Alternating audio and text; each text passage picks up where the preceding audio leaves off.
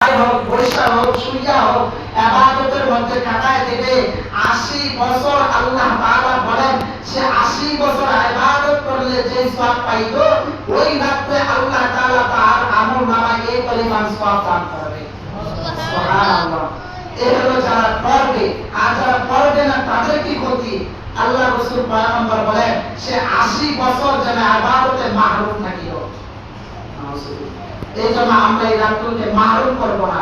এই রাত্র কত ফজিলতের রাত্র। আল্লাহ নবী সাল্লাল্লাহু আলাইহি সাল্লাম বলেন কেউ যদি শতকত রাত্র দাঁড়ায় নামাজ পড়ে, তাহলে আল্লাহ তাআলা তার পিছনে সমস্ত গুনাহটা আল্লাহ তাআলা maaf করে দেয়। সুবহানাল্লাহ। এই জন্য আমরা শতকতকে মূল্যায়ন করব, দান করব। এবার আসল শতকতের রাত কবে? আমরা তো এখন নির্ধারিত করছি শতকতের রাত 27 সালে না। কোরআন হাদিসে কোথাও কোনো দলিলের মধ্যে নাই শতকতের রাত 26 সালে রাত্রে। এটা আমরা বানাইছি, কিন্তু কোরআন কি বলে দেখেন। কোরআন বলে তুমি দেশের রাত যেগুলো আছে সেগুলোকে শতকতের তালাশ করতে থাকো, করতে করতে তারপর তুমি 27 সালে পৌঁছাও। দেশের রাত কবে?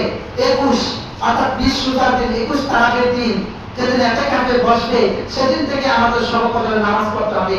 2 রাকাত পারি, 4 রাকাত পারি, 6 রাকাত পারি, 10 রাকাত পারি পড়তে থাকবো। 21 তারাবি, আবার 23 তারাবি, আবার 25 তারাবি, আবার 27 তারাবি, আবার 29 তারাবি। এগুলো হলো শতকতের রাত। এগুলো হলো কি রাত? শতকতের রাত। আল্লাহর নবী পয়গম্বর আলাইহিস সালাতু ওয়াস সালাম ঘর থেকে বের হইলেন শতকতের রাত্র মানুষদেরকে জানায় দেওয়ার জন্য, যে 27টা শতকতের রাত এটা নির্ধারিত করার জন্য পয়গম্বর বের হইলেন। হাদিসটা খেয়াল করবেন। ঘর থেকে বের হওয়ার পর দেখে 2 সাহাবী ঝগড়া লাগছে। কি লাগছে? ঝগড়া লাগছে। ওই ঝগড়া লাগার কারণে আল্লাহর নবী ঝগড়াটা মিটাইতে গেছেন। মিটাইতে যাওয়ার পর আল্লাহ তাআলা পয়গম্বরের মাথা থেকে ওই তারিখটা উঠায় নিয়ে গেলেন। এটা মন্তব্য করার বিষয় নয়, আল্লাহ তাআলারই এক পরীক্ষা। তো আল্লাহর নবী সাল্লাল্লাহু আলাইহি ওয়াসাল্লাম থেকে ওই তারিখটা উঠায় নিয়ে গেলেন। পয়গম্বর আর জানে না ওই তারিখটা কবে শতকদর। তো আল্লাহ তাআলা এবার বলেন পয়গম্বর শতকদরের কোন নির্ধারিত রাত্র নয়, শতকদরের রাত্র হলো বেজর রাত্র থেকে তালাশ করতে থাকে। যেদিন থেকে ইতিকাফ শুরু হবে সেদিন থেকে শতকদরের রাত শুরু হবে। সুবহানাল্লাহ। তো আল্লাহর নবী শতকদরের তালাশ করার জন্য ইতিকাফে বসতেন। কোন কোন মাসে বসতেন পুরা মাসে, আবার কোন কোন মাসে 20 দিন বসতেন, আবার কোন কোন মাসে 10 দিন বসতেন। এবার আসলে কষ্ট থাকতে পারে যে হুজুর পয়গম্বর তো সারা মাস বসতে, তাহলে আমরা 10 দিন বসে গেলাম। বলে সারা মাসে পয়গম্বর বসতে, এটা কোনো হাদিসের মধ্যে লিখিত আর পয়গম্বর সময় পাই নাই বলতে। তো আল্লাহর নবী জীবিত অবস্থায় লাস্টে সব সময় 10 দিনই বসতেন। এই জন্য কিতাবের মধ্যে 10 দিনই আসছে। তো এই জন্য আমরা ইতিকাফে বসবো। ইতিকাফের ফজিলত কি? এতক্ষণ আমরা বুঝতে পারলাম শতকদরের ফজিলত। ইতিকাফের ফজিলত কি? বলে ইতিকাফের মধ্যে যদি কেউ বসে, ইতিকাফ হলো সুন্নতে মুআক্কাদা। জানাজার নামাজ বুঝে, আমরা জানাজার নামাজ যে পড়ি, যদি আত্মীয়স্বজন কেউ মারা যায় অথবা আমার মহল্লা থেকে কেউ মারা গেল, তাহলে আমার হক হলো ওই মহল্লা থেকে একজন যদি আদায় করে তাহলে সবার হক আদায় হয়ে যাবে।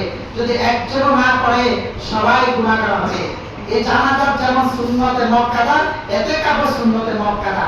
ইতিকাফ যদি কেউ একজন না বসে ওই মহল্লার সবাই গুনাহগার হবে। এই জন্য একজন বসতে হবে 10 দিনের জন্য। ইতিকাফ বসলে বরকত আসে, আল্লাহ তাআলা রিজিকের অভাব দূর করে দেয়। ওই মহল্লার মধ্যে আল্লাহ তাআলা রিজিক বরকত বাড়াইতে থাকে। সুবহানাল্লাহ। ওই মহল্লার মধ্যে আর কোনো অভাব অনটন আল্লাহ তাআলা দেখা দেয় না। এই জন্য ইতিকাফ বসলে আল্লাহ তাআলা রিজিকের অভাব দূর করে দেয়, বরকত দান করে। আর যে ব্যক্তি বসবে ওই ব্যক্তির উসিলায় ওই মহল্লার মধ্যে যত আল্লাহর বান্দা অন্ধকার কবরে চলে গেছে, আল্লাহ তাআলা ওই কবরগুলোকে আল্লাহ তাআলা জান্নাতের বাগিচা বানায় দেয়। সুবহানাল্লাহ। এই জন্য এবার যে বসবে তার কি ফায়দা, কি লাভ? আল্লাহ রাসূল সাল্লাল্লাহু আলাইহি ওয়াসাল্লাম বলেন কেউ যদি ইতিকাফের মধ্যে বসে, ওই বান্দাটা মৃত্যু হইতে দেরি, আল্লাহ রাসূল বলেন কিয়ামতের ময়দানে তার কষ্টের জবাব প্রত্যেক হালকা হয়ে যায়। সুবহানাল্লাহ। এই জন্য ইতিকাফের ফজিলত, ইতিকাফের লাভ, শতকদরের লাভ আছে কিনা ভাই? যারা আওয়াজ করে আছে কিনা? তাহলে এতক্ষণ আমরা বুঝতে পারলাম শতকদরের কি ফজিলত।